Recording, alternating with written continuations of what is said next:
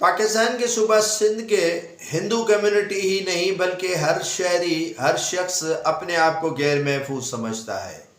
ہندو community visa Bharat سے لگتا نہیں ہے،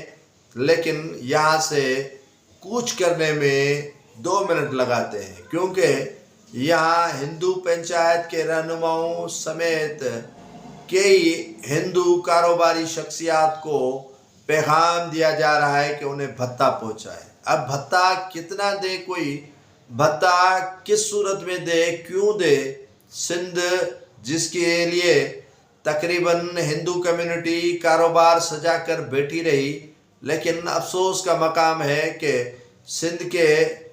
مختلف جو اضلاع ہیں، گھوٹکی ہو گیا،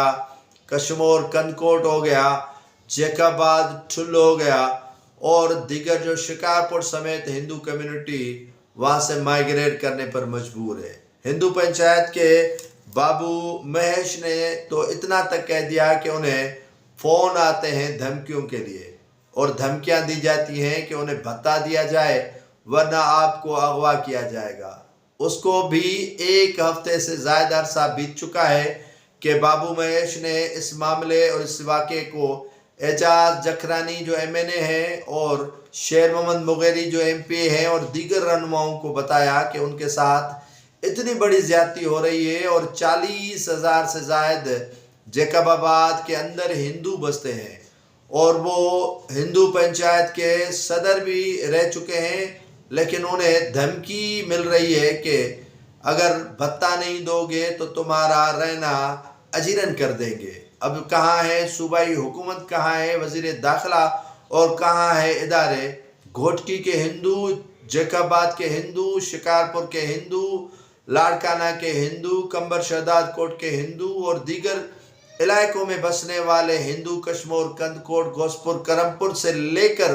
وہ وہاں سے مائیگریٹ کر رہے ہیں، کیونکہ وہاں ان کو تحفظ فراہم نہیں کیا جا رہا ہے۔ دھرتی ان کی، دھرتی ماں ہے ان کی، لیکن تحفظ نہیں ہوگا تو یقیناً وہ ماں کو چھوڑنے پر مجبور ہو جائیں گے۔ بیٹے ایسے ماں کو نہیں چھوڑتے جب تک انہیں کوئی اذیت یا تکلیف نہیں دیتا۔ ہندو کمیونٹی اکثر جو ہے وہ حیدرآباد، کراچی اور دیگر علاقوں میں بس رہی ہے، اور اکثر جو ہندو کمیونٹی ہے وہ سندھ سے مائیگریٹ کر کے بھارت جا رہی ہے، لیکن موجودہ سندھ حکومت کو یقین مانے کہ کوئی بھی اس معاملے میں سنجیدگی اور غور و خوض کرنے کا فکر تک نہیں۔